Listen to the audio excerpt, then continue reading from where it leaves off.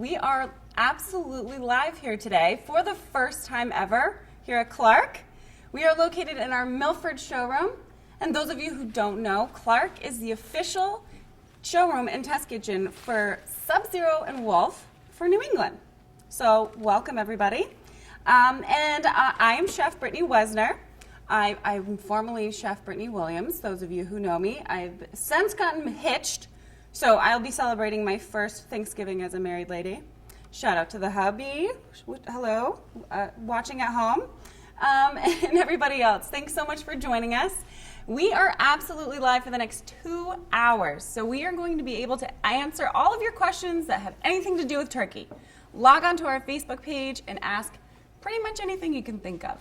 So we are going to start from the beginning and we're going to go all the way through. So we're going to start right off. We're going to be talking about purchasing a turkey, how to defrost your turkey, brining, not brining, to stuff, not to stuff. And then we're going to go through different cooking modes and cooking your turkey in your Wolf oven. So right now, I would actually like to welcome Chef Kevin Duffy over here to my left. Say hello to the world, Chef. Hello, world. So, Chef Duffy, you are a chef instructor at Johnson & Wales University, yes? I've been there for over 20 years, yes. Over 20 years. So he's a veteran chef instructor, if you will. That means you just have a lot of character, my friend. I don't know. This means that I couldn't find anything else to do. So, in case you couldn't tell by the accent, Chef Duffy is a little bit Irish. And even though you're Irish, you still enjoy Thanksgiving, right? I love Thanksgiving. It's my favorite holiday. It's your favorite holiday? Why is it your favorite holiday? You know, it's not as pretentious as Christmas. Christmas is just a huge, it's just a huge build-up. It's a little bit more work. Commercial, and this is just fun. It's a fun. And it's all American about holiday. food. That's the best part. All right, cool. So what we're actually going to be talking about right now is a lot of people don't realize how many options you actually have on Thanksgiving. You know, a lot of people do the traditional bird, which is really, really great. Obviously, again, very traditional. You get your big old juicy American bird. But sometimes people like to keep it a little bit smaller. Maybe they have a smaller kitchen to work with. Maybe they only have a couple people coming over. So what Kevin's done here is he actually has a turkey breast he's deboned. This is great. Deboned. And he also has a turkey leg and thigh, which he's going to actually demonstrate how to take the bones out of that as well. So the reason why we're showing you this is because this is really a great option for, like I said, smaller crowds. And it still tastes really, really great. And if you're thinking about brining and you don't have a lot of room in your refrigerator, this is a great option as well. It's pretty much the same thing. You just don't have all the bones and all that stuff. What's nice about this is you can actually prepare this the night before. You can stuff it. Doesn't take up much room, and also cuts down on your cooking time. You can cook this in probably an hour, 45 minutes to an hour or so. For somebody who doesn't want to jam up their oven with a lot of stuff, they don't have a lot of space, they're cooking a lot of things in the oven, this works out perfectly. It also makes it really easy for cutting later on. It's very easy to carve it because it's already off the bone. Yes, and it makes for a really nice presentation too. Yes, absolutely. Because you're going to actually add a little bit of stuffing in there, is that right? Yeah. All right, cool. Okay. So go for it. So we're going to go ahead. So as you can see, this is just like a large chicken breast. I just took it off the bone, very, very similar. Just follow the contour of the bone when you want to take it off the bone, and you end up with something like this. And what I'm going to do now is what we call butterflying. The butterfly effect. Which is really just opening it up so we take care of that thick area of the turkey. And so you're going to do this so it cooks evenly, is that right? Yeah, much even. So that way you don't have a thicker part and a thinner part. So we're going to get something like this here. And what I want to do is make a little noise.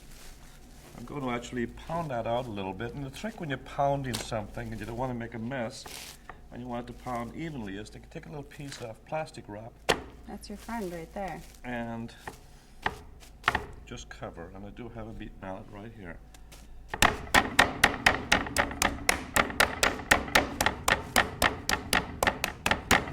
A lot of noise, but hey, people will know you're doing something, you know? So I know that there's a puncture side and a solid side. A lot of people ask what the difference is. You want to explain to them? This is for tenderizing meat, but if I use that on the turkey or the chicken, it will break it up. It's too harsh on something as soft as turkey. Or veal, you'd use the flat end for veal, but certainly if you wanted to tenderize a piece of meat, you would use Okay, yeah, exactly. All right, cool. Okay, so I previously made a little stuffing, and a cranberry, hazelnut, actually cranberry walnut stuffing. I put a little sage and onion in here, a little celery, and a very, very simple stuffing. And you can use any stuffing at all. That's the thing. Stuffing is so versatile. It's kind of insane. And you can use different types of breads. You can use whatever really you have on hand. And you could do dried cranberries, fresh cranberries. You could put chestnuts in here. Chestnuts Absolutely. are really popular. So you can see what I did. I just spread a little stuffing across the surface of this turkey. Easy peasy. And then I'm just going to take my saran wrap Oh, look at that. and just do a little roll. Perfect. So now it's just a matter of tying that. And Well, I can handle that. I got some twine right here. So we just have some butcher's twine here. You can pretty much get this anywhere. I think you can even get it at a craft store. But most kitchen or most grocery stores now have this. It's not. So do you have a recommendation for how long to make it? Long enough. Okay? long enough. That's what we're going to do. I usually We're gonna go long enough. 2 to 3 times the length of the turkey. So I take the turkey and I go about 3 times the length of the All right, item well, that I'm going this to looks- tie. So what I'm going to do while Brittany is trussing that, I'm going to take the bone out of. I'm left-handed. I might even be able to fit. But I'll wait. I'll wait until you do this. And basically, very simple. Just take your knife and follow. You got to This find the is- bone first, This is right? the inside of the outside of the turkey breast. I want to keep the skin. Right. So I'm just going to go down and follow the bone. So it's the only thing you might have an issue with, or not really an issue, you might have a problem, is there's a big knuckle right here. You got to make sure you go around the knuckle. It's like the kneecap. So I'll just put my knife right underneath the bone, and you can see it comes out fairly easily.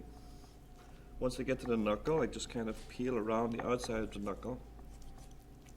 This way you're separating the 2 pieces of meat while you're cooking them, the dark meat and the white meat. If somebody wants just the stuffed white meat, they can have that. If somebody likes the dark meat, they can have that one.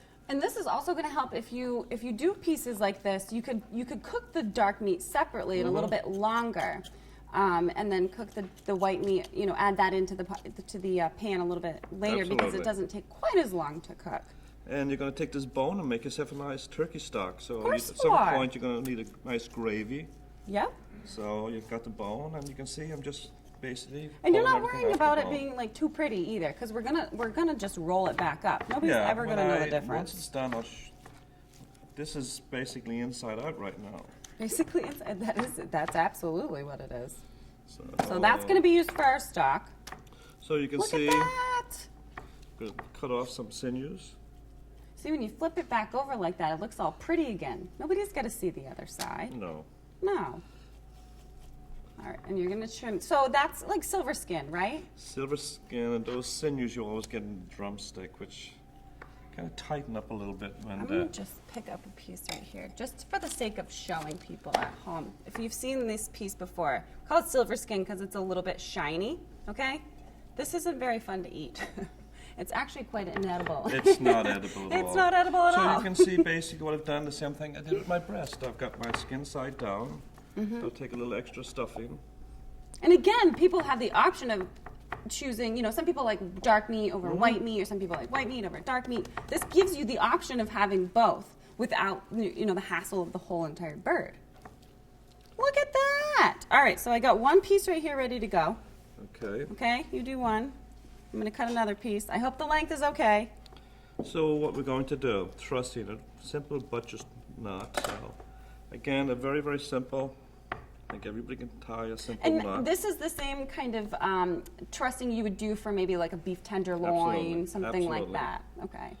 Actually, any roast at all. So So you as do you can one see, loop there. all I did was one simple little knot, and you take the piece of string and you wrap it around your hand. And as you turn your hand, you take that little loop and you just put it right underneath your meat. And you can see you pull your loop. So there's actually not a lot of tying involved. It's basically just you're able to tighten it as you go. Yeah, you just want to keep the stuffing in place, and Right. you want to keep a nice uniform Very cool. piece to the meat. Plus it looks so darn pretty too, especially when it comes out. It's all uniform shape, which is obviously also going to help, you know, cook evenly as well. Because you don't want this falling apart in your oven. So I turned it over. I'm going to just string the butcher's twine through, and then I just tie it off at the 2 ends. And Ta-da! So that's going to go right on a baking sheet. Yeah. Want to do this one Do too? this one too. Why not? Your hands are all Two dirty. of Mine us will be to dirty get. in a minute, but we'll let you do that. No need for two of us to get our hands full of turkey. So Kevin, at this point, could you brine this with the stuffing in it, or would you recommend brining before? I would have brined it beforehand. I would brine it. I usually do a 2-day brine. I like to brine it for 2 days. There's so many options. So Yes, you do not want to brine once you have stuffed anything, because brining basically is a salt solution. So it's going to be really great. We're going to talk about in a couple minutes how and why that's so great for your turkey. But when you have it already stuffed, you're going to add it's just going to make things a little soggy and a lot more salty than you'd want. Your stuffing is going to get very, very salty. You can wash the brine off the turkey, but you won't be able to wash it off the stuffing. Can't really wash your stuffing, folks. It doesn't quite work like that. So you can see you've got 2 nice little roasts ready to go into the oven, maybe 45 minutes to an hour, and you've got a perfect turkey roast. All right, we got a question. We have a question for you, Kevin. We have a question coming in from our Facebook page. Okay. It says, how many servings would this make right here about? As many as you want. Yeah. Okay. You can give people a bite. So we can actually take a look at this. This is going to lose a little bit, little shrinkage during cooking. Definitely a little shrinkage. So I would just take a look at it, and I could say 3. I can get probably about like 10 people at least. I can probably get between these two 8 to 10 to 12 people, depending on how they want. So you figure you get a whole turkey, you could double this. So and it's just so much easier you can to get deal with. 15 portions this way. Perfect. But just imagine sitting down at Thanksgiving and you don't have to worry about the bone or taking it off the bone. You're just going to take the string off and you're just going to cut your meat straight down. And the one thing about the bone, which a lot of people, it's not necessarily the cooking part as much as it is the cleanup. The bone making cleanup is like a disaster. And then it's like, do you keep it? Do you not keep it? What do you do with it? Do you throw it away? You know, it's always nice to make a soup with cooked turkey bone, but you can also do it if you have the bone in advance. You can take it and drop it into a pot and make a nice big pot of stock. And we're going to talk about gravy a little bit later on in the show, but just while we're talking about this right here, in order to make stock, it would be really, really flavorful. We could actually roast this. Absolutely. Well, you can make either white stock or a brown stock, and the white stock would be just basically dropping this into a pot with some vegetables and herbs and cold water and boiling it to get a little bit more color and flavor into it. If you take this and put it in a roasting pan with your vegetables and get a nice dark roast on it, you're going to get a totally different flavor, a little bit more intense, and a different color to your stock. So it really depends what you're looking for. All right, cool. Okay, so we're thank you very much. I'm going to let you wash up your hands and clean this up a little bit, and then you're going to come back and join me, okay? Absolutely. You're not getting away that easy. All right, so basically we're going to come over here and we're going to talk a little bit about brining. So many questions about brining. This is probably the second most popular, which you're just going to have to wait to see the most popular. Okay, so many questions about brining, because honestly, it's all about how do I brine, how long do I brine, what do I put in my brine, how do I fit my turkey in a container this big, how do I put it in my refrigerator? Okay, so we're going to start from the beginning. First of all, let's back up a little bit and let's talk about defrosting, okay? Defrosting your bird is very, very important. A lot of people think that you can buy a turkey that morning or the day before, put it in your refrigerator, and you're going to be fine the next day.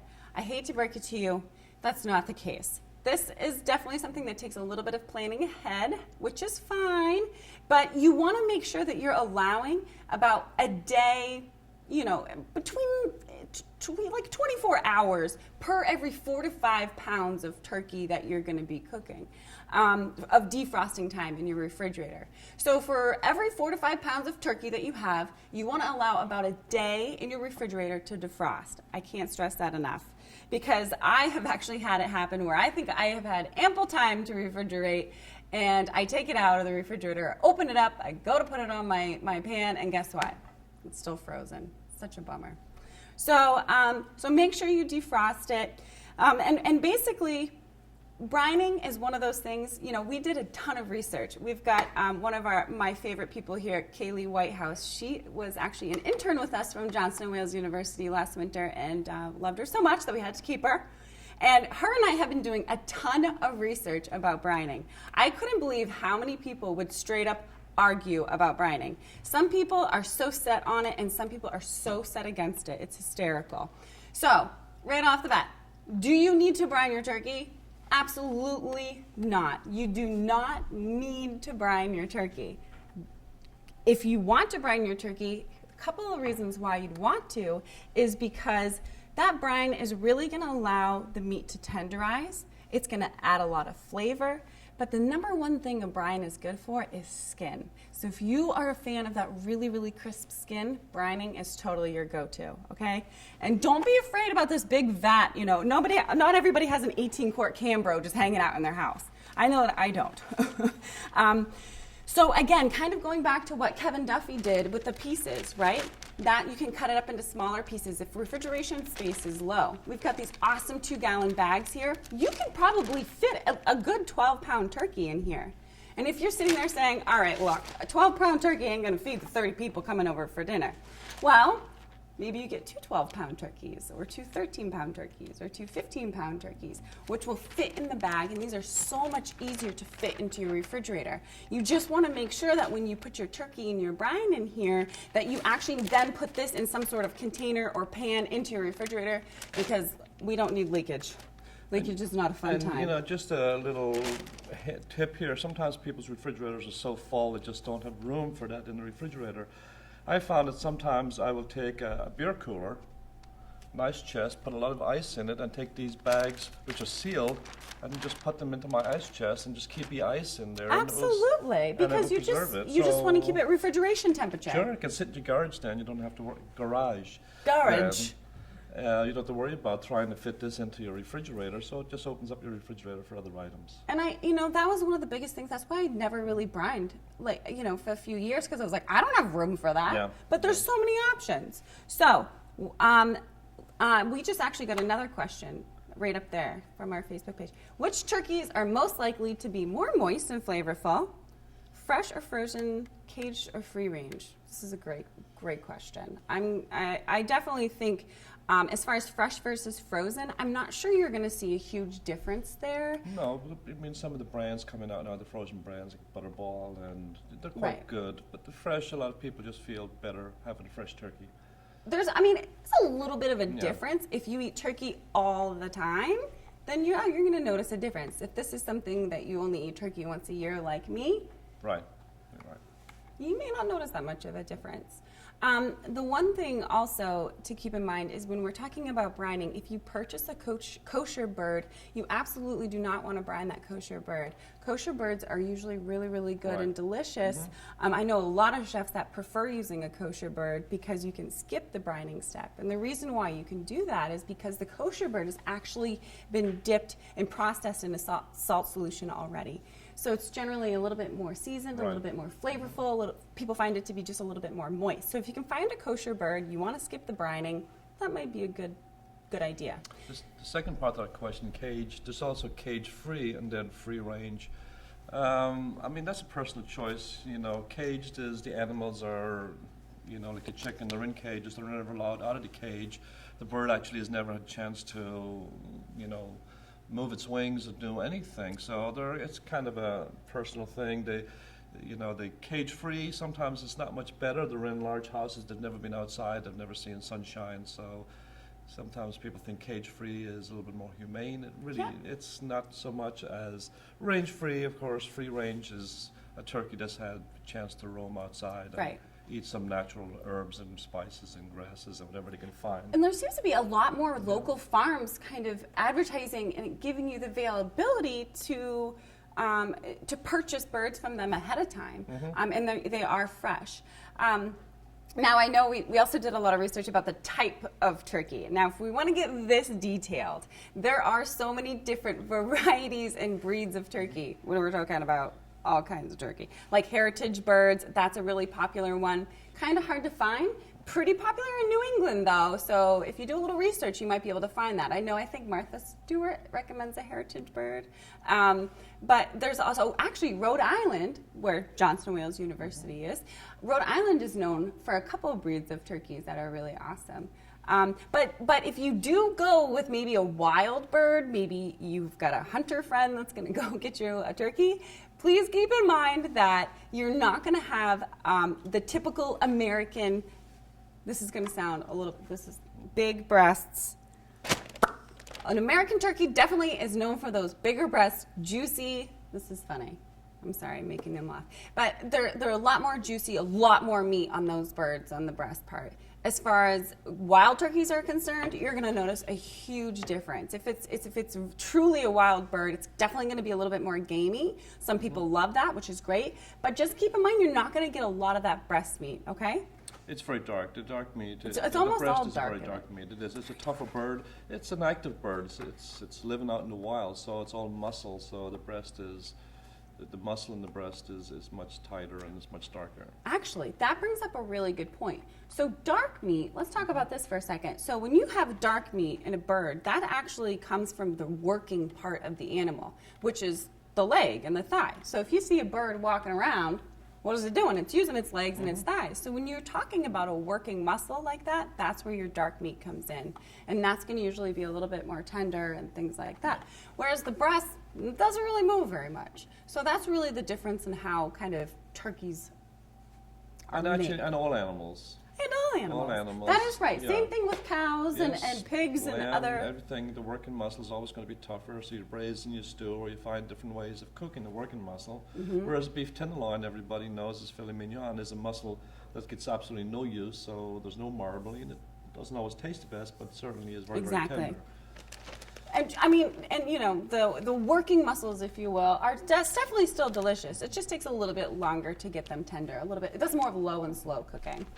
Holy moly, we got off track. We're talking about cows now, people. All right, so I have a 15-pound bird sitting in my brine. It has been sitting overnight. I don't think we need to go longer than overnight.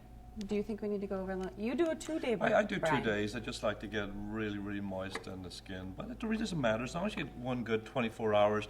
And thawed, you know, a lot of people will take a frozen turkey and they'll throw it into a brine. I told you, it's a big deal. They'll take it out the next day and it's still semi-frozen. Well, the brine really hasn't had an opportunity to do its work. So the turkey should be thawed. Absolutely, absolutely.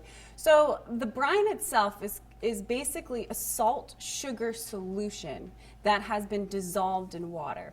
So this is actually 4 quarts of water with 4 cups of salt and 3 cups of sugar. I also added in a few bay leaves for flavor, and I also added some peppercorns in there for flavor.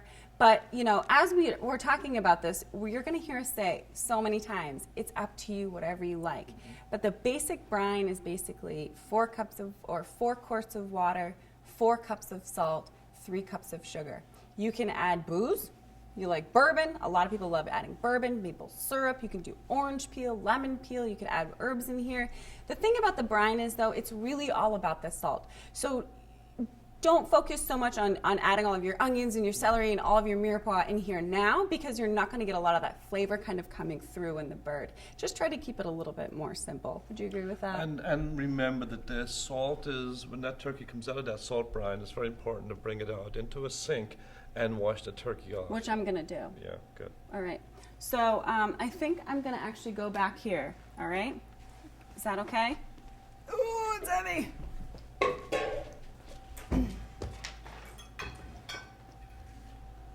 All right. Now, there's no easy way to do this, okay? Ooh. So basically, you want to take them out and pour out all the brine. And honestly, I just stick them right in the sink, you know? Hey, buddy. All right. So the reason why we're actually going to be kind of rinsing off this brine is because, again, it's a salt solution. That salt is really going to aid and help tenderizing that meat, adding a lot of flavor. You're really going to find that it's very juicy. But the 2 things for me that I find, and the reason why I brine, is actually juiciness, tenderness, but the skin. The skin is the best part. So I'm just going to run the water really quick. And literally, you just rinse the thing off. I know you probably can't see very well, but it's kind of self-explanatory. You know, you take the faucet, you rinse them off, and this is just going to allow some of that excess brine to just kind of rinse off, because I can't stress how salty this is. It's very salty. But also, the beauty is that now you're kind of done. You know, you don't have to worry about adding a lot of extra seasoning and salt and pepper to this whatsoever, because it is so already marinated and flavorful as it is. All right. So we got our bird here. We already talked about this. This can go away. And I'm going to take them right out of here. Okay.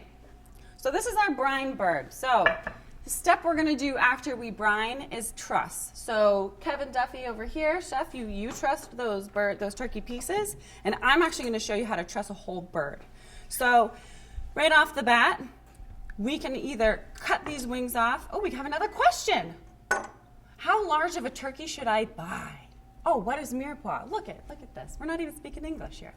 All right, so that's a really good point. So how large of a bird should you buy? I generally, depends on how much you like leftovers, but you're not going to go wrong if you get about 1.5 pounds per person coming to dinner. So 1.5 pounds of raw turkey, it should generally be okay.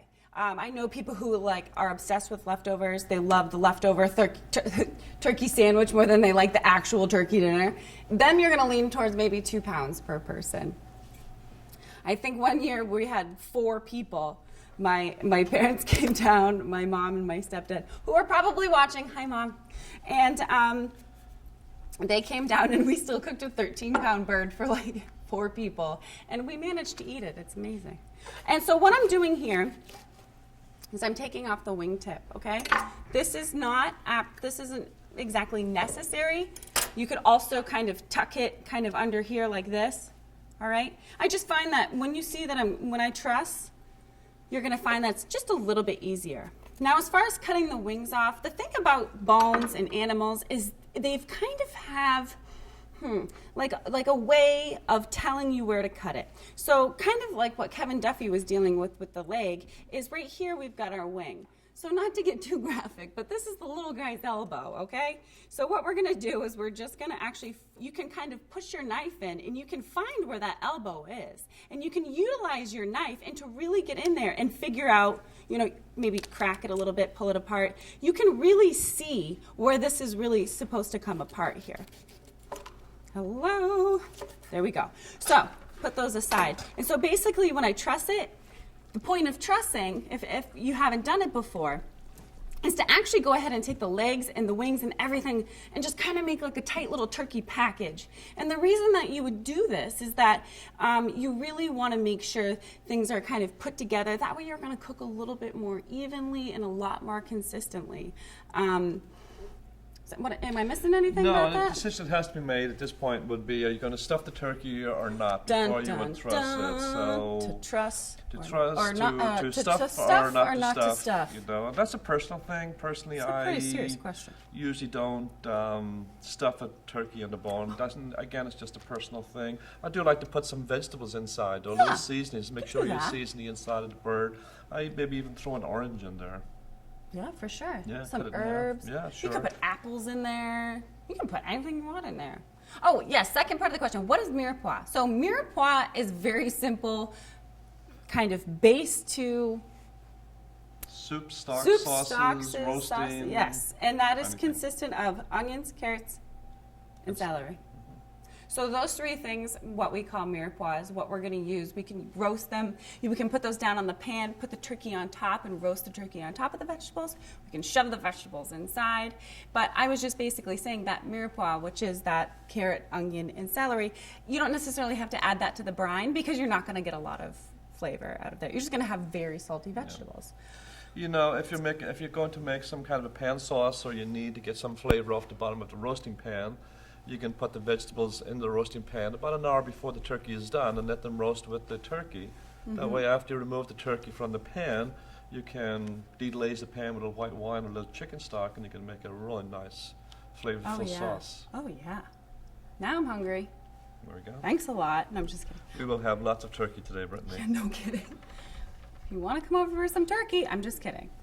All right, so what I have here is I want to see if you can see this. So this is the base of your bird right here. All right, same thing goes for a chicken as well. And what I want to do is I want to take my twine and I want to get a good, I'm going to tie this just once, just like this, get a nice tight grip on there. And so then what I'm going to do is I'm going to take that underneath the legs, okay, like this. We're going to twist it.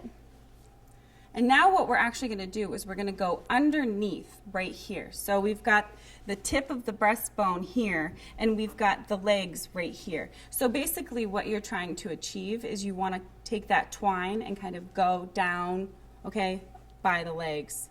And then this is the fun part. Make sure you don't have any small children around. No, I'm just kidding. So then Actually, that would work in small children too. Hey! You never know. Now, don't brine your children, people. Let's not brine the children. Okay. Small children. Animals. So then I'm going to actually take both sides. Can you see this okay? These poor things like... All right. So then we're going to go around the wings like this, and we're going to flip it over. Okay? And then we're going to take this. And so the way that we have trussed it, we can pull this really, really tight. And as we pull this tight and secure it by tying it, you're going to ensure that this stays nice and tight the whole entire time. I might ask to borrow your finger, Kevin. And what that will do is hold the breast nice and tight, keeps everything in place, and you're going to see when we flip it back over, the bird has got a nice shape to it.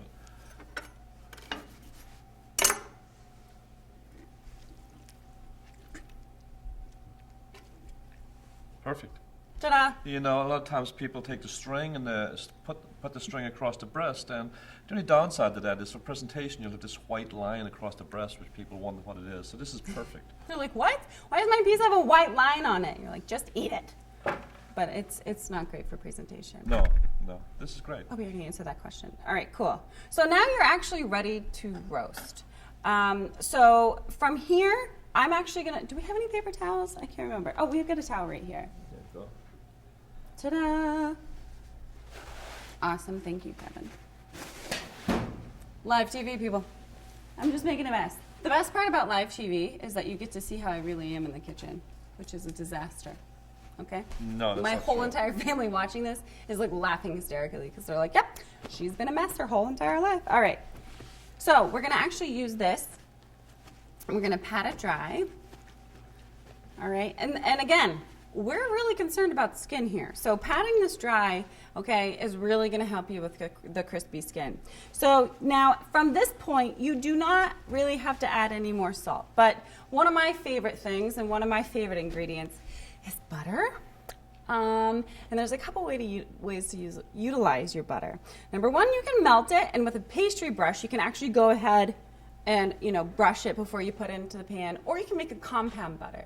Compound butters are great for this type of application, but they're great for like everything. So compound butter is simply just softened butter at room temperature, salted butter. You can use unsalted butter if you'd like, but I prefer salted butter. Just at room temperature, and you can add anything to this. You can add chopped garlic. For fish, you can add lemon juice and parsley. For Or turkey, dill. you can add a little bit. For something like this, a little sage, Some thyme, herbs. salt and pepper. There's so many different things. You can use the garlic, lemon zest, things like that. And all you do is you mix it up. And it's basically a softened, seasoned butter. And you can rub that all around the skin. You can put it inside. You can lift up the skin. Now, when you lift up the skin, depending on the size of your bird, you can use your finger. That looks a little awkward. But one thing I recommend is using the other end of a wooden spoon. So, and you'll be able to see this too. So when I already stuck my finger through here, you're going to see that even if you just pull the skin back, you're going to see there's a membrane right there that's actually connecting the skin to the breast meat. So what you're going to do is you kind of poke a hole, okay? And generally, if you're doing a chicken like this, you can just, stick your finger in there and make a whole nice little pocket, but turkeys are a lot bigger. So I'm actually going to take the back of my wooden spoon and make a really, really nice pocket. Let me turn it around so you can see. Isn't that exciting? And what you're doing is you're getting that butterball effect. You can put your butter in there, and if you have a nice seasoned herb butter, you're going to get a lot of flavor on your turkey. I don't think we have any. I think we used all the compound butter. I think we did on those turkeys we're going to carve later. Oh, yeah. So you'll see basically the outcome of that. So what you would do is you would then kind of stick your softened butter up into one of these pockets. And what you do is you kind of use your finger and you massage it down into that pocket so you can go from here all the way down. You get a lot of that flavor in that butter. And as that cooks, All that butter is just going to melt and get everything all seasoned and really delicious. It's also going to lift your skin off the meat, so you get a little bit more crispness on your skin, and everybody loves that crispy skin. Absolutely. All right, so one more thing before we talk about cooking and things like that is room temperature birds. I recommend, if you were to brine your turkey and then do the whole process I did, rinse it dry, pat it dry. Also, the patting it dry is going to help that butter stick. If you've ever had to fight with butter on a turkey, like it's just on your fingers and it won't go on the bird, you just really got to pat it dry with some paper towels, and it'll allow that butter to stick on there really nice. So once you're at this point, I still like to let it rest for a few more minutes at room temperature. So the reason why you want to let your bird and your roast come to room temperature is because when you put it in the oven, what's going to happen is if you have a cold turkey right out of the refrigerator, you're really just going to start cooking the outside. It's going to get really nice and crispy, right, but your inside's going to be cold. It's going to take a lot longer to come up to temp, and you actually kind of risk burning the outside possibly while waiting for the inside to heat up. And you'll find that the meat is actually tenderizes a little bit as it sits at room temperature. Sometimes meat is tight coming out of the refrigerator. And the same thing applies to a roast beef or anything roast at all. It's much, much better if you can leave it at room temperature. Well, it's just like us in the middle of January. We're like this, we're freezing. And then you go inside and it's like, it's the same concept. All right, so we talked about the butter. We talked about bringing it to room temperature. And I think what we're going to go ahead and do we have a time check? Do we know what time it is? 11:36. We have been talking for 36 minutes? You've been talking for 36 minutes. I've been talking for 36 minutes. All right, cool. All right, so actually, we are going to go ahead. I'm going to show you how to put this on a tray. Oh, we got something beeping in the oven? Oh, this is fantastic timing. So what Kevin actually did is earlier he was able to debone and truss a breast and a leg, which is what he demoed for you a few minutes ago. And he's had one in the oven, and he's going to actually pull it out so we can see the final product. Let me get this out of the way. And you know what, Kevin? Let me just move this, and you can set it right there. So, Brittany, we can see that that's the exact same piece of meat that I boned and I'm just going to wash my hands off a little earlier. So we've got the breast and we've got the leg. So you can see how easy that's going to be now for somebody to take that off the cutting board, off the roasting pan, put it in the cutting board, and carve it. So isn't it pretty too? And again, the skin is so nice and crisp. You probably can't hear that. Oh, I hope you can hear that. Isn't that fun? But this will make somebody's life so much easier to be able to do something like this. And what's nice about this, you can do this the night before. Take it out, let it rest, put it in the oven, and... Oh, yeah. And I see you put it on some celery and some carrots. Is there anything else you could put that on? Well, it was a makeshift mirepoix without the onion. I was kind of rushing at the end, but basically all you're doing is elevating the meat off the bottom of the roasting pan so it's not sitting in its own fat or juices as it roasts. And also then, if you wanted to take those vegetables and make some kind of a sauce for the gravy, all of the juices from the turkey now were in those vegetables, so you're going to get a lot of flavor when you make a sauce with the vegetable. Okay, cool. But it just lifts the meat. Yeah. And we can see it just elevates the meat off the... It also gives an opportunity to continue to brown on the sides and the bottom as well, because what you're doing is you're actually allowing airflow underneath there, which is really important. So what we'll do with this, Brittany, is we'll let it sit for a while and relax. And how long would you rest this? 20 minutes, 15 to 20 minutes. It's very important. Yeah. We're going to be talking a little bit more about resting too when we actually take out our full bird from the oven. And we'll carve this up later, and we will eat it. You can watch us. Yes, you can eat it. Watch us consume this. And, awesome. Yeah, we're going to have a great lunch today. Absolutely. All right, so actually I think what we're going to do is we're going to take a very quick break, and we are going to go kind of get these turkeys out, and then we're going to talk about cooking, what mode to use in your wolf oven. So I'm going to take about a 5-minute break, and we're going to kind of corral everything. So make sure if you have questions about cooking in your wolf oven, your wolf convection steam oven, We're going to talk about that. So if you have got questions about that, make sure you head on over to our Facebook page, which is Clarke Appliance Showrooms, and you can ask a question from now until 1 o'clock. So we will be right back.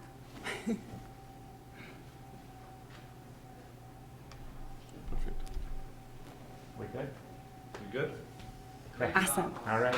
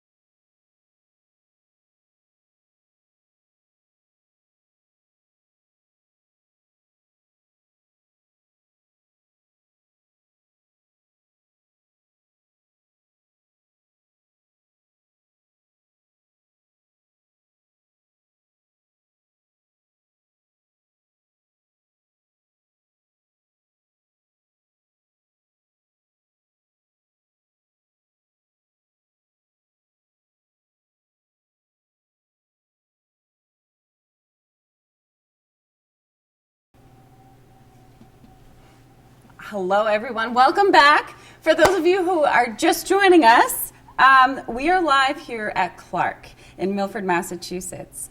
And I am Chef Brittany Wezner, and we are coming to you live until 1 o'clock this afternoon. And for those of you who don't know, Clarke is the official showroom and test kitchen for Sub-Zero and Wolf for New England.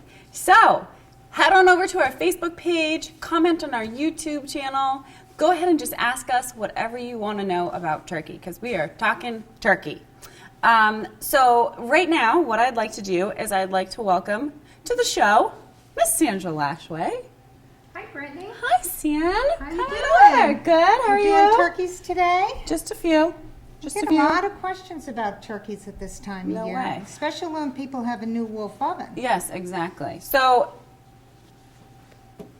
come on over here a little bit. Oh, Come all right. on over, Hi. San. Okay, we're going to be in the shot now. We're good. Yeah. So funny. It's our first time doing this, could you tell?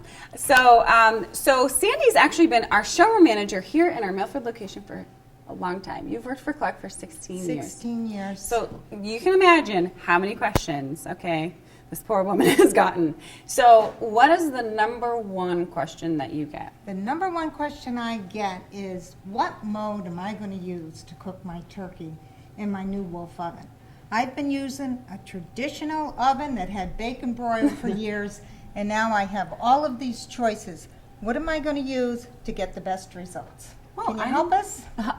I absolutely can, and I'm so glad that you said that, because that is such a huge question here at Clarke. And with the Wolf ovens, you have so many options. And just like Sandy said, a lot of people who are new to the ovens, maybe new to convection, use their old school oven for Right. 20-something years. It's going to be a little different. So I'm so glad you brought that up, And they Sandy. want the best results. Well, of course they do. So, can you help us? Absolutely, I sure All can. right. Thank you so much. You're welcome. Thank you. Oh, anytime. So this brings us into probably our most important topic of the day. All right. So we are talking about Wolf appliances here, and if you own a Wolf, make sure you log on to Facebook, onto YouTube, and ask us questions. So just to give you an idea of how to cook a turkey, the one recommendation I can give you right off the bat is if you have a dual fuel range or an electric oven, wall oven, I absolutely recommend using a convection setting. A lot of people are scared, maybe they don't understand how convection works. So I'd actually like to take a couple minutes and talk about convection in your oven and exactly how it works. Now, Wolf convection systems are very specific and unique to Wolf ovens. So generally in other ovens, you might find that you have a convection fan option, but 9 times out of 10, your bake element is still going to be on, which isn't an issue. It's just you have to understand when that bake element is on in your oven, you are going to get some direct concentrated heat coming from the bottom of your oven. Now, if you're using straight convection or simply just convection to cook anything, you're strictly using that forced hot air that's coming from the back of the cavity of the oven. So why is convection so awesome? Well, let me tell you the millions of ways. I could talk about it forever. However, I won't. I'll take a couple minutes. So convection is very unique because I almost like to think of it in comparison to a rotisserie oven. I know that we've all been to the store, the grocery store, and we've all seen the rotisserie chickens cooking away in those large rotisserie ovens. And what happens in a rotisserie oven is you actually have a stationary heat source in the back of this large oven cooking all these chickens. And these chickens aren't actually wrapped or in a pan or anything. They're on that rotisserie spigot and they are turning and they are just kind of hanging out there. And the reason why rotisserie chicken tastes so good is because it has the ability to have access to this heat source. Every single nook and cranny of this chicken, I'll pull you back over, buddy. So if you imagine this giant turkey on a spigot, and it's got this heat source in the back of the oven, and this is rotating and rotating and rotating, it's going to cook so evenly and consistent. And that's truly how you get a well-cooked bird. Well, the beauty of convection is it's actually kind of the same cooking method, okay? It's the same thought process, because what you're actually doing in a convection mode is you're actually going to be now having your food stationary, but your heat source is now going to be circulating. Okay? So a lot of people might shy away around Thanksgiving from using a convection mode, and I gotta tell you, you're not alone. I went to culinary school. I worked in the industry before, and you don't usually have a lot of opportunity to discuss and get a lot of experience cooking on convection. But I have to tell you, I've been working here for almost 3 years, and I very rarely do not use, or I very rarely bake, roast, or cook anything without using convection.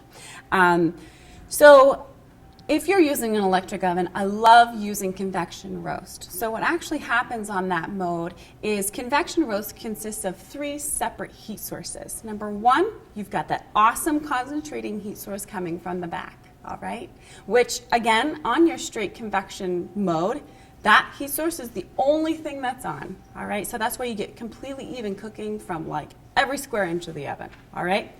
But when you're adding that roast element in there, you're actually adding a combination of that bottom element and that top element. So what's basically happening is you've got that circulating hot heat, but you're actually now having more concentrated heat coming from the bottom and the top, which ensures very even cooking, very consistent, and obviously very brown, crisp skin.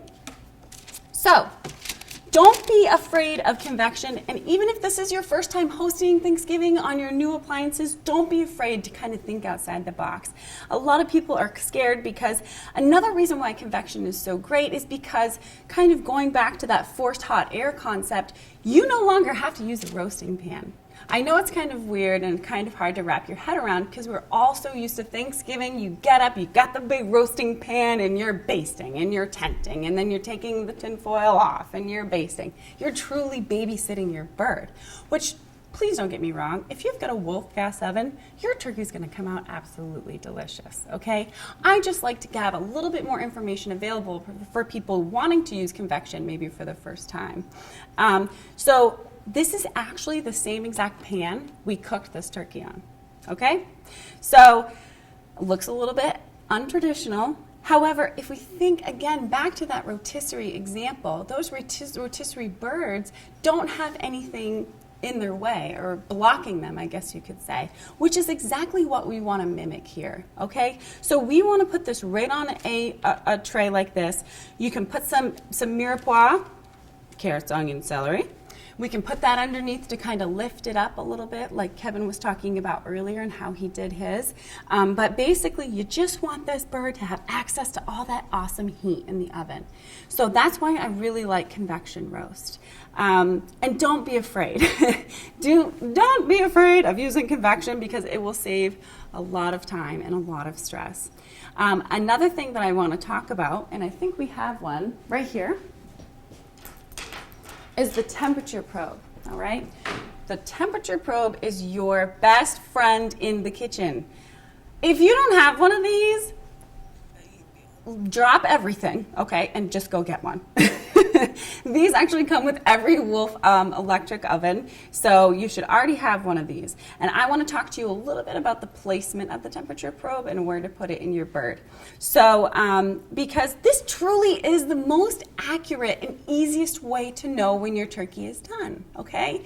So instead of having to constantly open the door, stick the thermometer in, check it, look at it, you don't want to be poking this, you don't want to be slicing into this because, like, if you've worked so hard on brining this and taking so much time and consideration, if you start cutting into this before it's done, all of those amazing, delicious juices that you've worked pretty hard to achieve are literally going to run out everywhere, and it's just not going to be fun for anybody. It's not going to be a good time.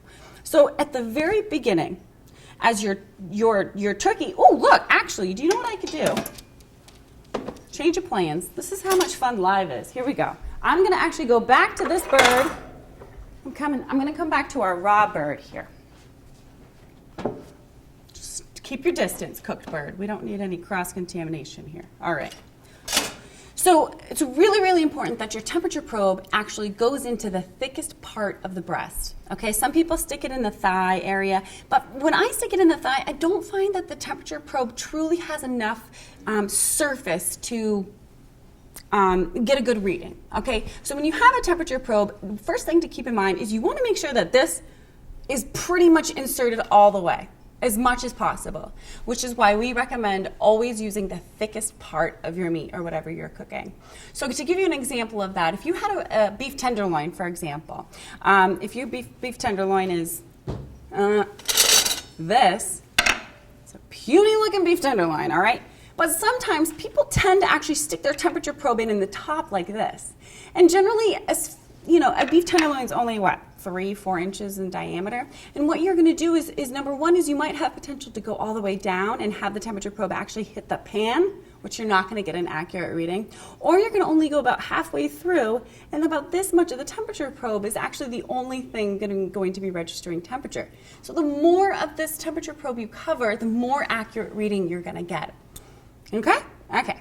So what I like to do is once your oven is preheated, and we'll talk about temperature. Remind me to talk about temperature because I'll forget. I've already got a list of things that I forgot to talk about, which we're totally going to get to. But, so, when your oven is preheated, your temperature probe goes into the oven the same time as your bird. All right? We got that? All right, cool. And so what I like to do is actually, I'm going to flip this guy around. So right here, this is the thickest part of the bird. So what I like to do is I actually like to take my temperature probe, just get angry with it, it's okay, he's not gonna know, and just stick it all the way in. Whoops. And you also wanna make sure that you're avoiding bones, okay, because bones are not gonna give you an accurate reading as well. So we go ahead and we stick this in, make sure it's not touching anything, and you're good to go. And so the best part about this is once you plug this into your oven, you set the internal temperature you want your bird to be, and you're done. You walk away, you go make your cocktails, you go hang out with your family, and this will absolutely just ding and beep and let you know when it's come to temperature, which is fantastic. So what internal temperature are we looking for in a turkey? 165 degrees to 170 degrees. I know I won't mention names, but I do know a few people who like their poultry a little bit on the overdone side. You know who you are. So that's going to be more closer to about 170 degrees. 165 degrees is absolutely the #1 recommended safe temperature for you to cook your bird at, which is exciting. Oh, we have more questions. How can I tell when my turkey is done so I don't overcook it? Did I just answer a question before it was asked? I'm actually doing really good at this, aren't I, guys?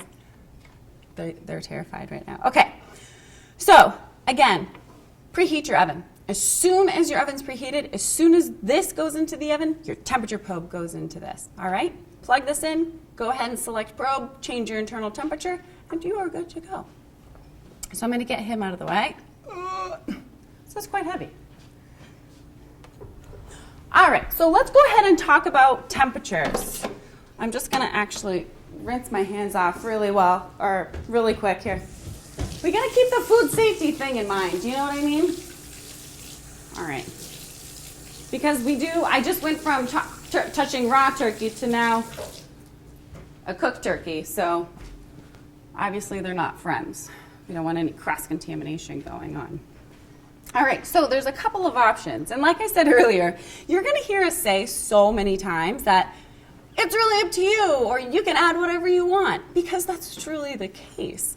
Like the stuffing. You got anything hanging around, you add it to the stuffing, okay? You want to brine something specific, you want to keep it simple, do whatever you want, okay? It's totally fine. Now, as far as the temperature is concerned, I treat my turkeys kind of like a pie. I don't know why, but I do. So what I do is I actually preheat my oven to about 375 degrees on convection roast or 400 degrees on a gas oven, which brings me to a really good point. Why does that happen? The reason why that happens is because convection, when you're using a convection mode, no matter if it's in comparison with other heating elements in the oven, you're actually going to keep in mind what we call the 25-25 rule, all right? Write this down. Go get yourself a piece of paper and a pen. I'll wait a second. Okay, fantastic. All right, so the 25-25 rule. When you're using convection, you want to keep in mind that whatever you're used to using as a for temperature or whatever your recipe calls for, you want to lower that temperature by 25 degrees. And you're also going to keep in mind that it's going to cook up to 25% faster, okay? So, depending on the size of what you're cooking, really truly depends or will determine how fast or how much time you're actually saving for cooking. I was blown away the first time I cooked my Thanksgiving turkey in a Wolf oven on convection roast. And I actually ended up overcooking it a little bit because I couldn't believe it was done so quickly. So when we're talking about convection roast, we're talking about 8 to 9 minutes per pound cooking time. Again, use your temperature probe. That's going to be the best way to know. But if you need some sort of idea of timing, that's going to give you a good idea for timing as far as when to put your other side dishes in and things like that. But again, use your temperature probe for the most accurate form of doneness. So convection roast, I'm going to preheat to 375 in a regular gas oven, or if you're just using a traditional bake, you're going to be preheating to 400 degrees. And so typically what I like to do is for about the first half an hour, I like to get that kind of that intensity, really get that skin kind of working, if you know what I mean. And then I'm going to go ahead and turn it down to about 325 and just kind of let it slowly continue to cook. So when you're using convection roast, basically what happens is, you know, like I said, 8 to 9 minutes per pound. A 15-pound bird, a 14-pound bird is actually going to take maybe 2 hours. You're looking at a lot of time saving there, a lot of time saving. Whereas in a traditional gas or bake setting, you're going to be looking closer to about, 3.5 hours, closer to 4 hours, depending on the size of your bird. All right, let's see. Oh, do we have another question? All right, no, we don't. Okay, cool. And then the other thing, Kevin, do you want to come talk about resting a little bit? Kevin's here. Again. I'm back. Now, I don't think you've been on since we came back. So if you just signed on here, this is Chef Kevin Duffy. He's one of my favorite people ever. And he's just I'll pay that later. Is that for $10? I thought it was 20. 20. God, I'm cheap. Look, man, we're doing a live show here. My fee's going to go up a little bit. All right, so and you are a chef instructor at Johnson Wales University. I am, and For about 20 I years. love it. Yes. Loves it. And I love coming up here to Clarke to have fun with you. Oh, God, I'm so glad. I'm so glad you're here. Clarke was one of our Brittany was one of our, not Clarke, Brittany was one of our star graduates a number of years ago, and it's always really proud for us as faculty members to see our graduates doing so well, and when I come up here and see you running this program, I'm pretty amazed. Well, thank proud you. of you. I wasn't expecting this. I'd like to thank Kevin and... No, I'm just kidding. Okay. Back to the turkey. Kevin, that was very nice. Thank you very much. So I want to talk a little bit about the importance of resting the meat. Okay. All right? Hit it. No, you said I. Sorry. I Kevin. would like you Yeah. to help me discuss, because resting is really important. It's very important, temperature is very important as far as cooking, but like I mentioned before, you want to make sure that this comes as close to room temperature as possible before you stick it in the oven, which, we can almost look at probably an hour at least for that. Yeah, we left this one out probably an hour and a half before we put it in the oven, and then when you take it out of the oven, it should sit for a turkey this big here, should probably sit for 30 minutes to 45 minutes before you start cutting it, and that just allows the meat to relax a little bit. And it certainly makes it easier to cut. Trying to cut a turkey directly out of the oven is always too hot. And the juices are going to come flying out. And it's always difficult. The juices now are going to go back into the meat. The meat's going to be much, much tender as it's sat for a while. This one has been out of the oven for probably 45 minutes. Mm-hmm. So this one will be perfect when we cut it. And you'll also notice when we cut it, the juices will stay in the turkey. We're not going and that's very important too, because when you're eating your turkey, if you're cutting it too early and not allowing it to rest, all of those juices are going to hang out on your cutting board. Right. And your poor little dry sliced turkey is going to be like, hey, I wanted to hang out with that. Plus, the meat slices much easier when it's relaxed, when it has set. When it's directly out of the oven, you try slicing it, it starts falling apart. It just is not ready to be. And you want to look like you know what you're doing. You know what I mean? Absolutely. Well, that's why we're here. Yeah. We're trying to help you out here. So generally, resting for about 45 minutes at least. Yeah. And this is a great opportunity. A lot of people, the biggest stress about Thanksgiving is, what about my side dishes? If I have one oven, what am I going to do? If my turkey's in there, I've got all of these side dishes, what do I do? When it's resting, there you go.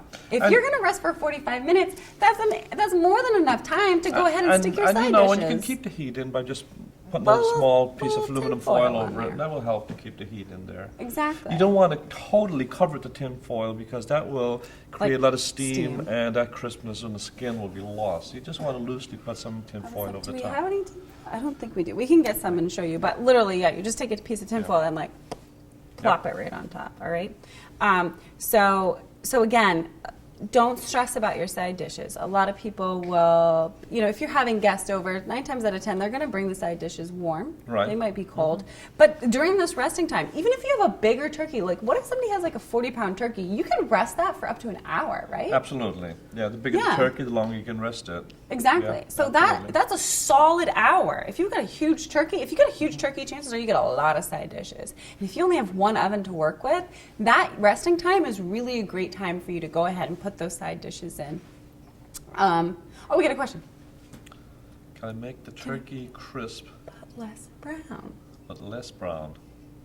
I feel like you could do that. I'm not sure. I don't know why. Why would you want to do that? Yeah, I'm the just best kidding. part of that skin is when it's crisp and brown. I suppose that you could, maybe use a lower temperature. Lower temperature would probably be the ideal. I would definitely we recommend, cook these 375 Right. probably. So And you then could, knock you it could, down a You could little knock bit. it down to 325, and Do that the whole it'll time. take a little longer to cook, and it won't brown as much. Right, but you should still be able to get some crisp skin. Well, you want to get Especially- you want to get the crisp skin. If you're gonna brine and go at a lower temperature, Yeah. then yeah, for sure. Speaking of brining, we had a question about dry brining. We actually have a dry brine turkey that we're gonna pull out of the oven. But first, let's demonstrate how to temp this bad boy. I'll let you do it. And as I said, you really don't need to do it. You just want to keep some of the heat in there. That's all you really have to do. Now there's Super plenty easy. of space for the turkey to any of the heat to escape out the side, a little bit to escape out the side, but you're not going to destroy the skin.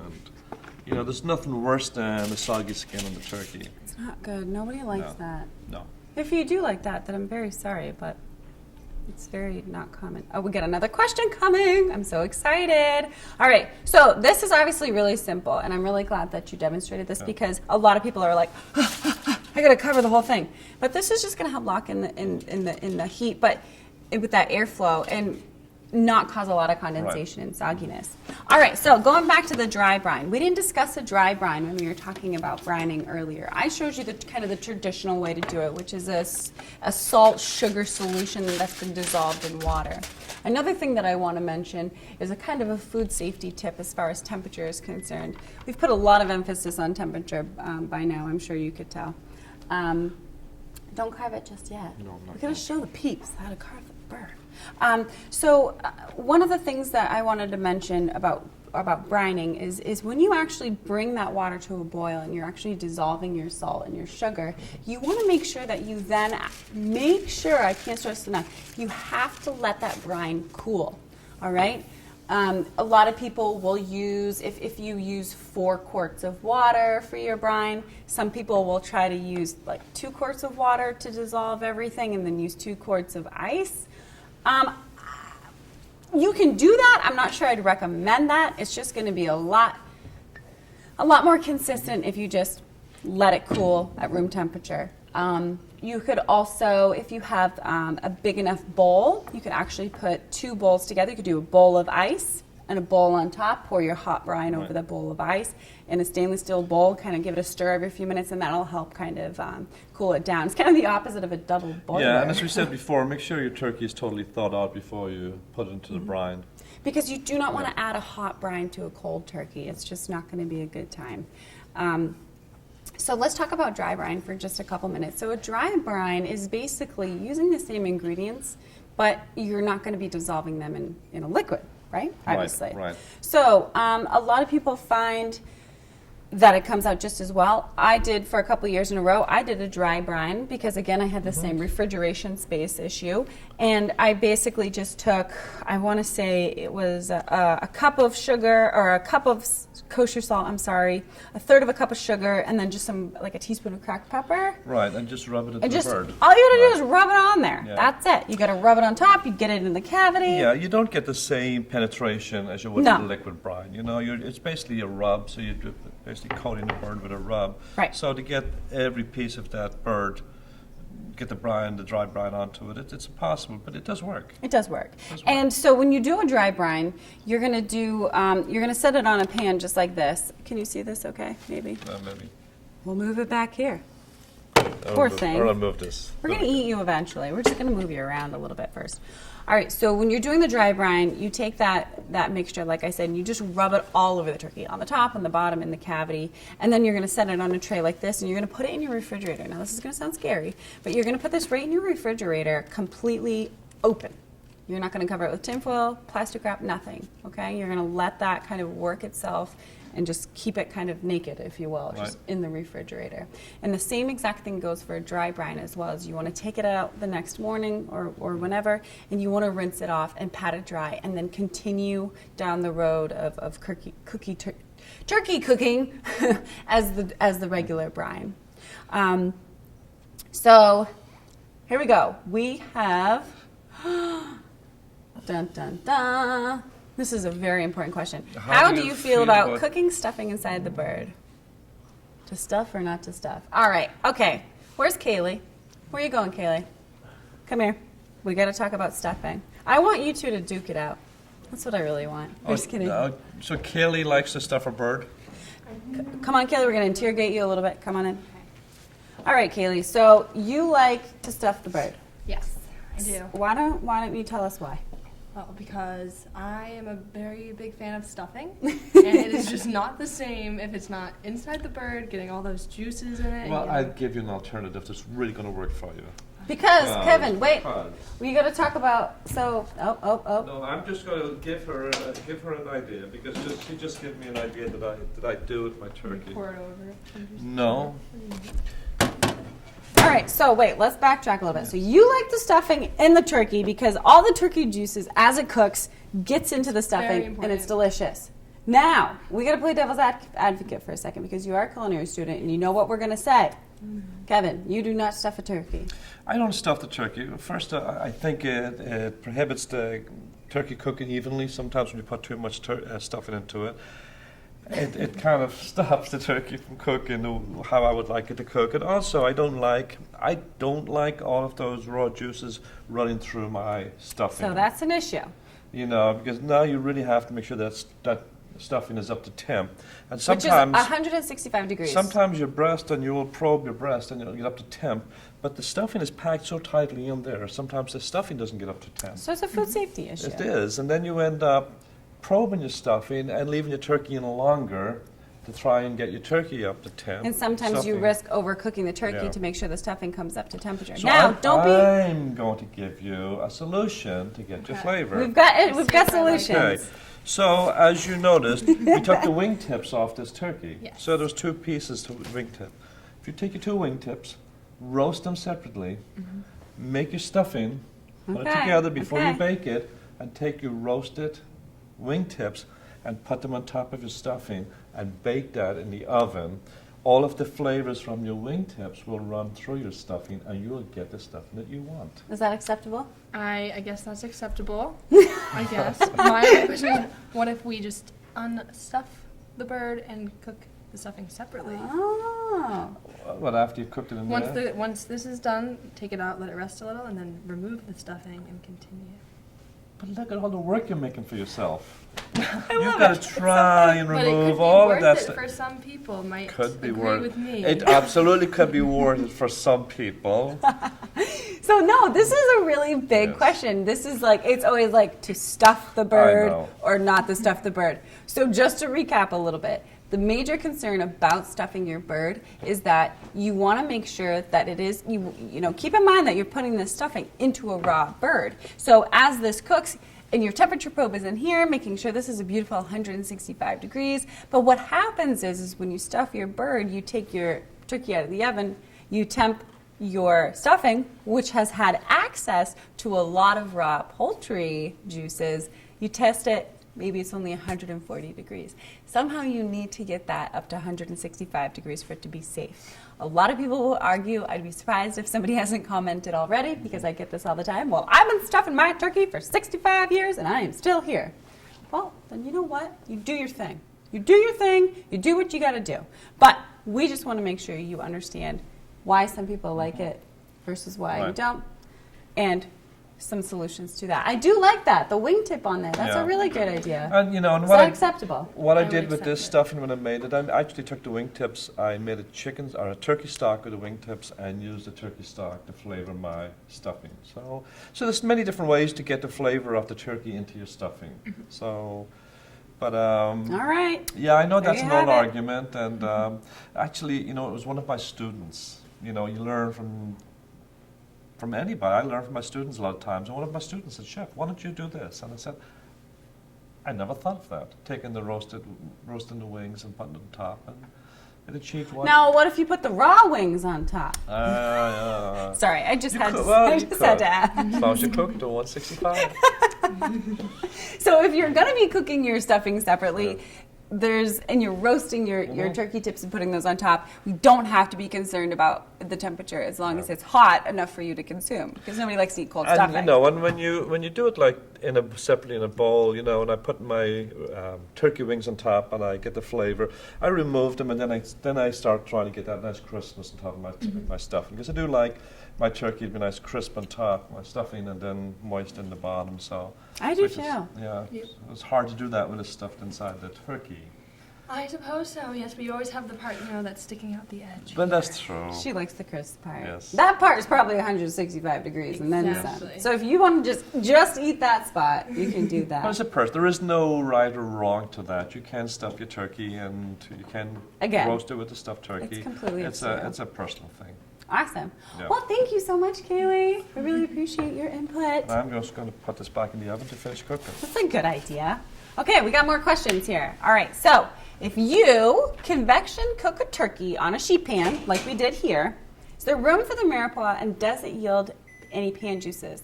Holy moly, whoever asked this question, this is a great question and a great reminder for something for me to talk about. Number one, yes, there's room for your mirepoix. We actually recommend that you put those cut up vegetables underneath, because again, talking about convection, once that turkey's propped up, you're going to get a little bit of more airflow down there. And so when we're talking about convection, we want to have access to that heat, that circulating heat. We want this turkey to have access to that, as much as we can. And so the other part of the question is, does it yield any pan juices? Excellent question, because you are probably thinking about the fact that if you're rotisserie cooking, you're not really going to end up with a lot of juices. And that's actually very accurate as far as convection is concerned. But the good part of that is you're not going to be yielding a lot of juice down here like you would in a traditional bake setting. However, what does that mean? All of the juices are in your turkey. Right? So, I guess I'd rather have a juicy, flavorful turkey than I would to have extra pan juices for your stock. Now, this is where I know what you're going to say, because we did it today, right? About the stock. If you want to have extra pan juices, what you can do is you could roast the wingtips. Right. Now, don't be afraid of the neck. The neck part actually has a lot of meat on there, so you can actually roast the neck as well. That's going to offer up some juices as well.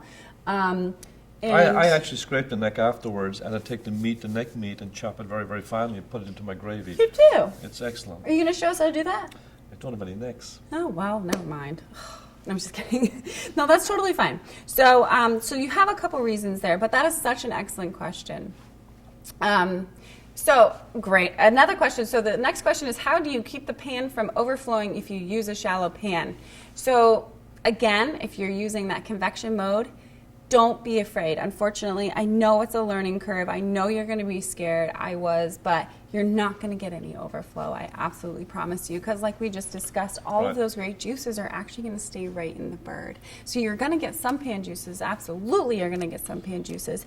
But we don't even own a roasting dish here at Clarke. We did We've 4 turkeys. never done it. We did 4 turkeys today in these shallow pans, and all of them came out of the oven with minimal amount of pan juices. So it was excellent. It was amazing, which was unusual because most of the time in conventional ovens, the caller is absolutely correct. You always get lots of pan juices, but in this mode, there was absolutely no pan juices. But again, can't stress enough, those juices may not be on your pan, but they're in your bird. Which, can we talk about the fact that the reason why gravy was invented in the first place is because meat was so dry that they actually had to create gravy to add moisture to their meat. I'm not saying skip the gravy, holy moly. We don't want to like lose family members and friends here, okay? Still make the gravy. Don't think I'm telling you not to keep the gravy. But you're going to be very happy at how moist that turkey does come out. And the same thing goes for chickens as well. Yeah. All right. I think you get another question there. I do have another question. Well, this is interesting. I wonder. I wonder who's calling. Creamed onions. Who makes the best creamed onions? I know who makes the best creamed onions. That would be my father-in-law, Frank Wezner. If you're watching, maybe you asked this question. I'm on to you, Frank. my father-in-law makes the absolute best creamed onions. How does he make them? Can you tell us? Tell us the secret No, of creamed onions. I make him make them every year. I don't know. Maybe we should call him up and ask him. I'm not personally a big fan of creamed onions. So You'd like Frank's. So I don't make creamed onions. All right. Well, keep those questions flowing. All right, so we are actually going to go ahead and talk about. Let's talk about how are we doing for timing? Do we know? 12:22. Look at us. We are just flying right through this. So I think what we're going to do is, should we carve first or should we do gravy first? What do you think? Rock, paper, scissors? We'll do gravy. Quick gravy. Let's do quick gravy. All right, so should we take a quick short break? Yes. All right, we're going to take a super quick short break for about 5 minutes while we prepare. We're going to set up for doing some gravy. So get your questions in. You can ask them on our YouTube channel where this is live streaming live. You can also go ahead and ask them on our Facebook page as well, and we will be right back. Great. Yeah, it's exciting. This smells so good.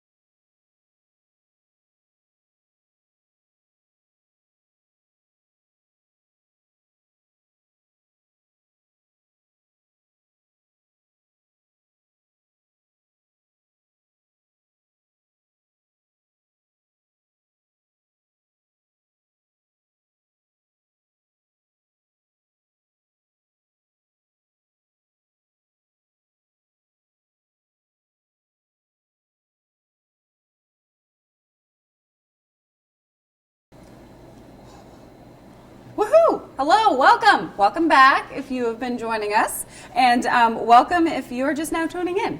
So just one more time, we are here live cooking at Clarke. So Clarke in Milford, Massachusetts. We are New England's official showroom and test kitchen for Sub-Zero and Wolf. And we are talking turkey today. And with me we have Chef Kevin Duffy. He is a chef instructor at Johnson Wales University. Hello. Hello. And so we have been talking turkey since 11 o'clock, and we are still going. And we're still going. We're still going. So I'm going to actually work on some compound butter while Chef Duffy here goes through a little bit of making some gravy. All right? Because gravy is a huge thing. Okay?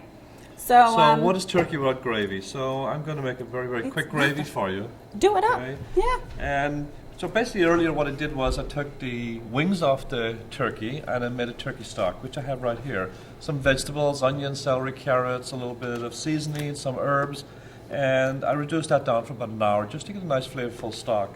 If you don't want to do that, you can buy some chicken stock or turkey stock in the grocery store. Question a little earlier was, how much drippings do you get from a roasting pan? From one whole turkey, I had about 4 ounces of drippings. And I'm actually going to use that drippings as part of my gravy. So what am I going to do with this gravy to make the gravy? This pot here, I have about 2-3 ounces of butter. I've just melted some butter in the pan.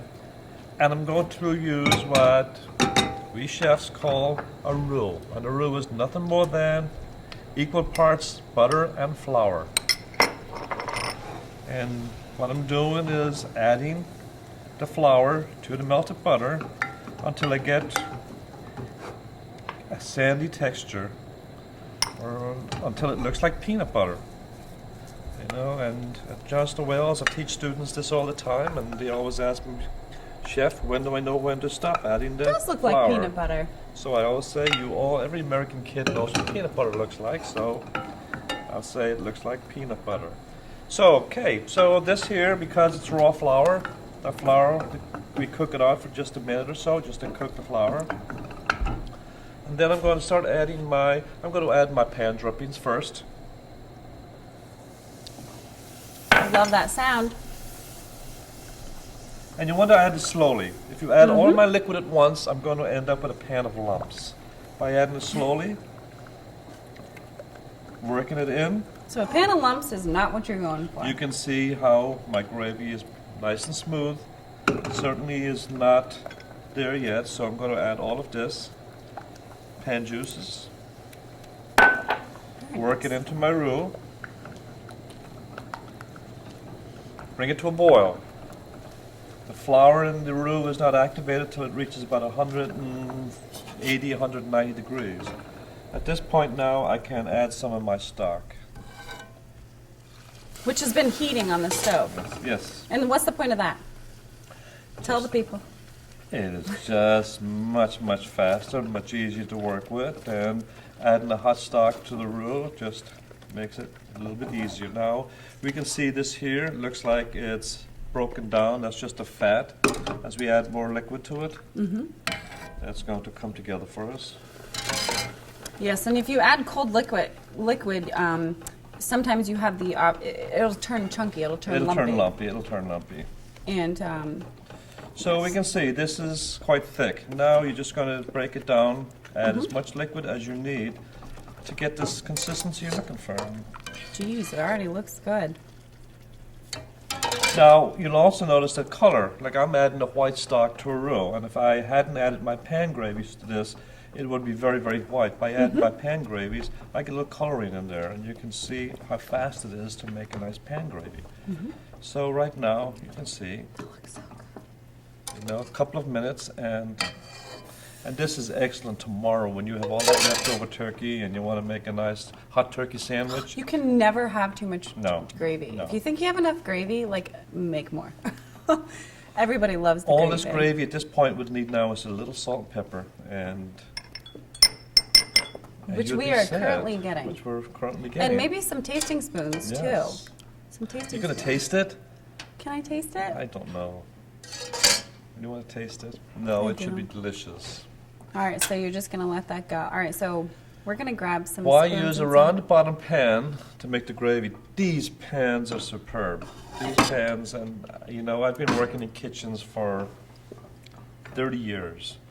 And most pots and pans I use have a square bottom like this one right here.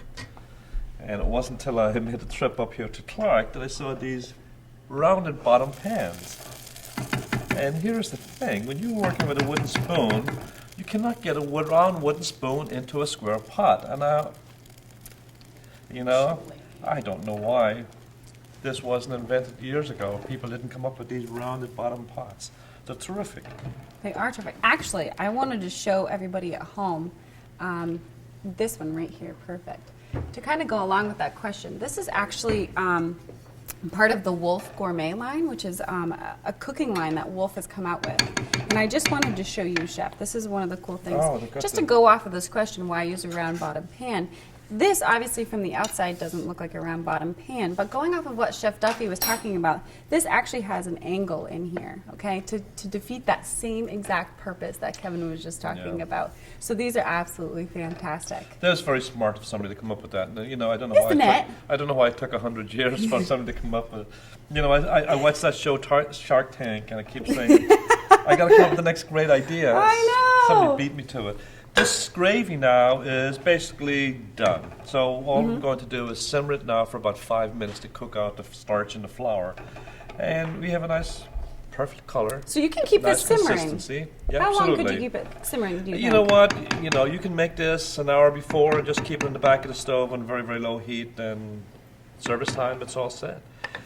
This is going to have a lot of flavor Thank you, because it's Katie. got the pan drippings from the roasting pan, so you'll taste that mirepoix. You'll taste the saltiness from the brine turkey. You'll taste everything in there. You know, I would bet that it's not going to need anything. Because you're just that good, I'm Chef. just that good. No, I already tasted it. Oh. Such a cheater.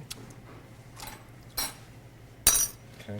I could just take a swim right in there. You know, I watch TV shows all the time, and they always say, delicious. And you wonder if it actually is delicious. Oh, it's really good. This I'm is going to good. go in for another, okay? This one is good. Kaylee, do you want to come try this? Come over and try this. You guys want to try this? So you can see how easy it is to make a gravy. It really, you know, people struggle with that, and they use cornstarch, Give and me they a use all kinds straw. of fillings.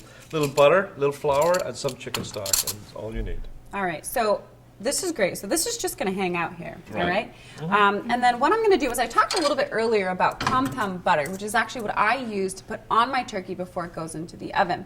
So I'm actually going to make one really quick for you so you guys can see exactly how it's done.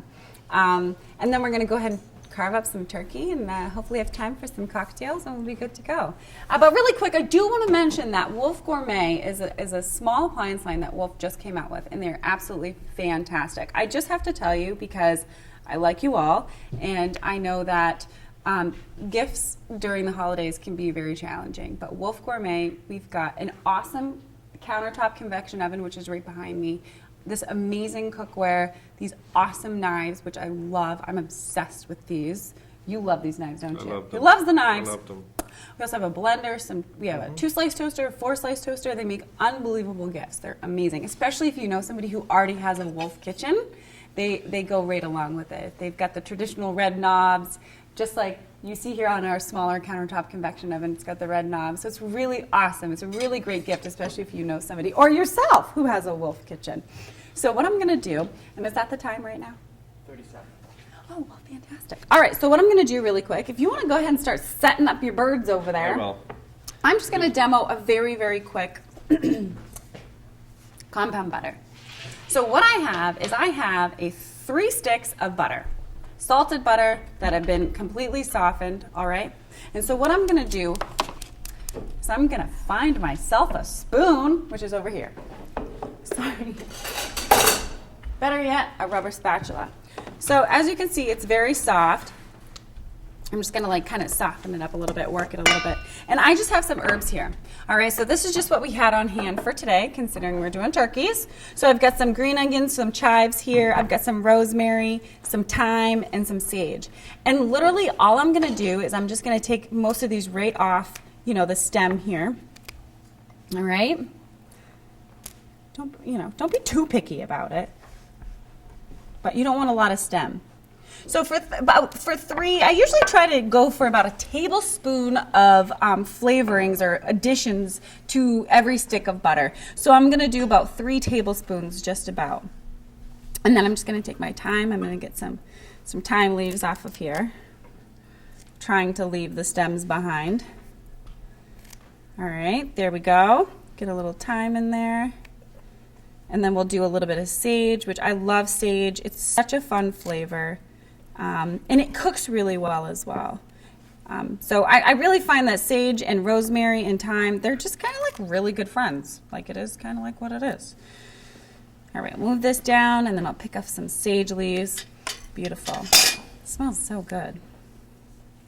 Something little like this. And you know, so the butter really takes on all these flavors. And the best part is once your compound butter is done, you can go ahead and roll it in some plastic wrap, stick it right into the freezer. It'll last for months in the freezer. See, I love these knives. Honey, if you're watching, just a hint, no big deal. All right. Kevin's laughing at me over here. All right, so I'm just gonna give these a chop. You want to make sure that they're pretty consistent, and you want to make sure they're nice and fine as well, just because you don't want a lot of big chunks. But like Kevin was saying, this is really great. You can keep this right in your freezer and things like, it's just a really great way to add flavor. And as the butter melts, it's going to almost create its own sauce. So this is one of the best like kept secrets, I feel like, in the world. I don't know why people don't do this more. You know, and to roll it there, to take a little piece of parchment or paper and just roll it into a log shape. Exactly, that's what I do. And you just slice off Yeah, slices. put It's it in the amazing. freezer and take it out as you need it and just slice a little bit off. Whoop. A lot of people are like, how do you cut things so small? I'm like, man, it is all about the knife. It's all about the knife. All right, so we're just gonna cut a little bit more here. And literally, this is it. Gonna take my butter, take my knife. Geez, Kevin, we're about ready to eat here. And you know what? Who's stopping you from adding something like this right into your mashed potatoes, any of your side dishes, anything like that? All right, so what I'm gonna do is literally, I'm just mixing this in until it's well distributed here.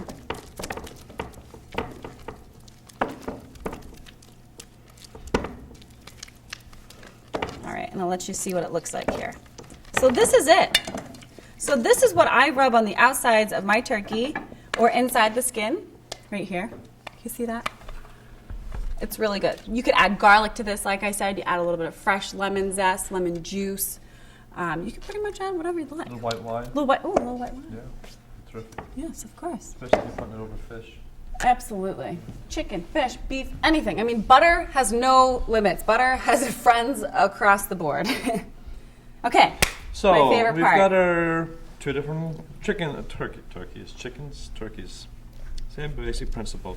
So to break down, a lot of people struggle with a large turkey. How do I break down a large turkey? So to start carving it on the bone, which to me never made a whole lot of sense, but it was how my mom did it. And That's how I they was- do it in the movies. It's how they do it in the movies, but I'm just going to show you a very, very fast and easy way to do this to make your life so much easier. And it's just to take the legs off the turkey and just pop them right out of the joint. And we've let this rest now for about at least 45 minutes, And so you can see it pops right out of that you're not going to joint. burn yourself. So no bones to go through. Take the leg right off. Then we're just going to find the center breastbone. I'm just going to Did you hear that crispy skin? That I'm is just that is going music to to my follow the ears. contour of the bone, and you can see it just comes right off. This board has rested. That's beautiful. Ooh, it smells good. I'm doing this on the pan, so I don't have any juices. There's not very many, but I don't have any juices flowing all over my table. Put this aside. Now, carving. The breast is very easy. And this way you can get more uniform pieces Absolutely. as well. Whereas And when the you're carving it, presentation you don't want to is fight with so it. much better for presentation. Exactly. When you're carving it on the bone too, sometimes you struggle to get a lot of that meat off. Which if you just saw him take this breast off, that you're getting all of that meat off the bone. So you're really not having to go back later and really try to. If everybody hasn't gotten some turkey, which I don't know if that's ever happened to anybody, but That's your turkey soup tomorrow. That bone. absolutely. But you can see how. Oh, do you hear that crispiness? That is just happy. Oh, it's beautiful. Beautiful presentation as well. So you can see how that's fanned out. And then for the leg meat. I'm gonna eat this. This is allowed, right? Yeah, absolutely. You just follow the joint. Yum. And this is where you just take it off the bone in large pieces. And the skin is crisp, and you just serve. Now you've got your leg meat and you've got your breast meat separate. And on the drumstick, you just take it off. Just like that. So, Beautiful. but what I want to show you is this other one that we made easy. These are the. Oh, yes, yes, yes. So this is the rolls we did earlier. This was the breast, this was the leg. It's been sitting, it's still nice and crisp. It's already stuffed. Isn't that beautiful? So if somebody wants it stuffed, and you can see how delicious this looks. This is the dark meat. That looks so good. I just love the fact that you did that with the breast and the leg, because now you still get that option. Absolutely. I know I've said it, but I'll say it again. And It's Kaylee fantastic. is going to love this because she's Kaylee! got her stuffed bird. This is like the best solution for you, my friend. And that skin, and this has been Look out at for a that. while, and that skin is still crisp. That looks amazing. So again, you can see, and this stuffing was just So good. everything in the kitchen, but the kitchen sink. Some No, seriously. cranberries, there's some pecans, little celery and onions, Yum. garlic. Sage and thyme is great with poultry. And you can use like any bread you like. Absolutely. And you can Awesome, season it up Kevin. any way you want also. Awesome, awesome. That looks absolutely beautiful. Fantastic. All right, cool. So we saw, this was our brine bird that we cooked in a convection roast mode, and I just wanted to show you here as well, is this is a bird that we actually dry brined in the same mode, convection roast. So again, you're still gonna get a very even golden crisp exterior. It's gonna cook very evenly. It's gonna be really, really awesome. So that's delicious. And so you can serve, now, would you ever serve this on the plate with this? Because I generally serve it on the side. What do you I think? was serving a little gooseneck on the side. Like a gravy boat? Because the one thing you don't want to do is, destroy the crispness on your turkey. So if you put the gravy in this for Oh, a period of exactly. time, you'll lose that crispness. And some people don't like gravy, or like different quantities. People don't like gravy? Well, maybe they want to put it over their mashed potatoes. Right. So and if they're you serve it on the stuck in. side, they can put it over the mashed Oh, potatoes. then they can put it on everything. Okay. Right. Okay, fine, I get it. All right, so we still have a few minutes left to ask questions. So go ahead and ask your questions if we've missed anything. But I think, what? Go ahead. And then we will get some of our sides and just put them out so we can see what a nice Yeah, why don't we Thanksgiving. start bringing some sides over? We got some awesome mashed potatoes. We got a little sweet potatoes going on. I think we're about ready to eat here. But please feel free, log on to our website, clarkeliving.com. You can find our blogs there, recipes there, and you're going to be able to find a lot of this information right on our website as well. So always check back there, and you'll always be able to find information about this holiday and more. So thank you so much for joining us, and we hope to see you all very, very soon.